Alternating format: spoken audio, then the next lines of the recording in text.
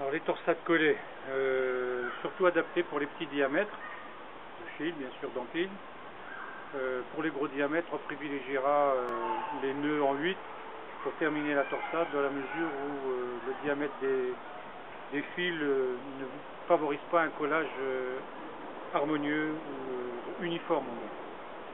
Donc ce qui est intéressant dans les torsades collées, c'est d'avoir des empiles d'une longueur très exacte, déterminée en fonction du scandin. Pour ça, il faut simplement croquer le fil à un endroit précis pour initier la torsade.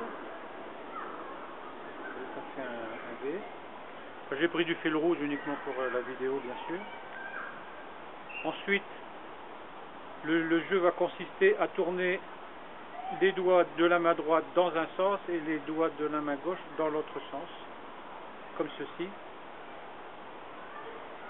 qui favorise l'émergence d'une torsade.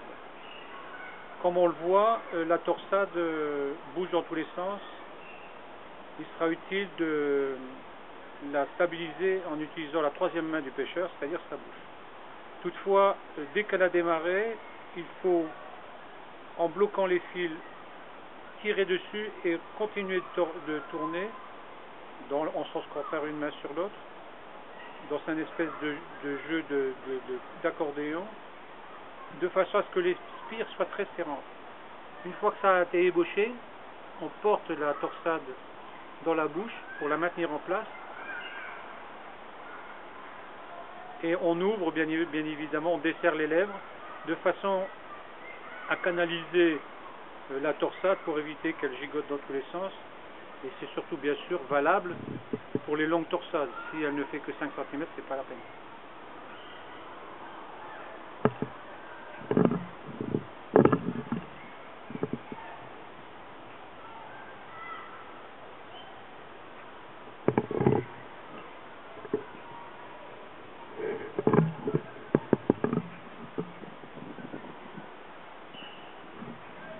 Voilà une torsade d'à peu près 40 cm.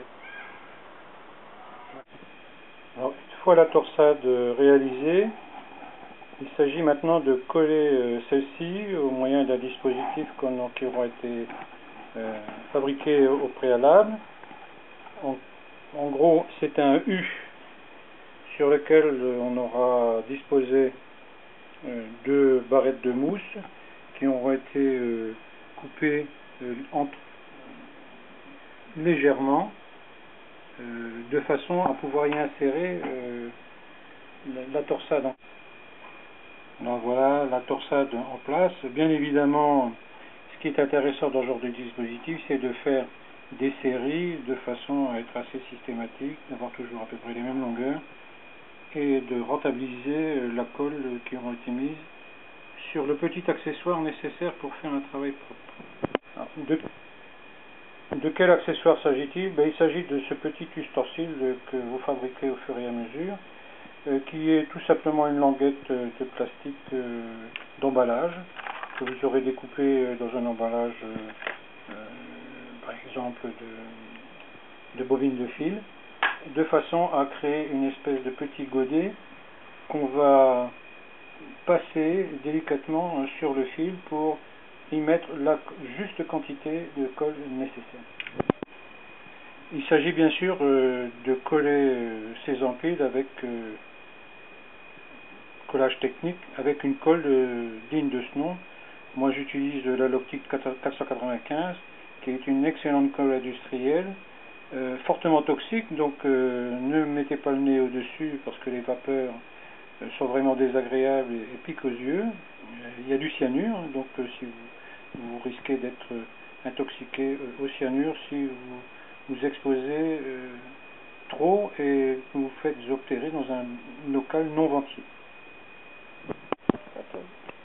Alors une seule petite goutte suffit pour ce genre d'opération. Ce faisant, comme vous voyez peut-être, la colle se répartit sur la pliure. Voilà. Une fois ceci exécuté, il faut passer délicatement la colle sur le fil Et ce faisant, il y a juste le nécessaire. Au besoin, pour empêcher le surplus, on peut utiliser le petit accessoire pour... Voilà. Là, il n'y a plus qu'à attendre que ça sèche. Merci. L'avantage de ce type de dispositif, c'est de faire en sorte que les torsades soient très serrées. Et par là même, le fait de n'y avoir que la juste quantité de colle nécessaire fait que et de très bonne colle, bien sûr, fait que le temps de séchage est incroyablement réduit. Ensuite, il ne reste plus qu'à couper le fil au ras de la partie collée. Opération faite, comme vous le voyez. On a quasiment l'impression d'une continuité du fil.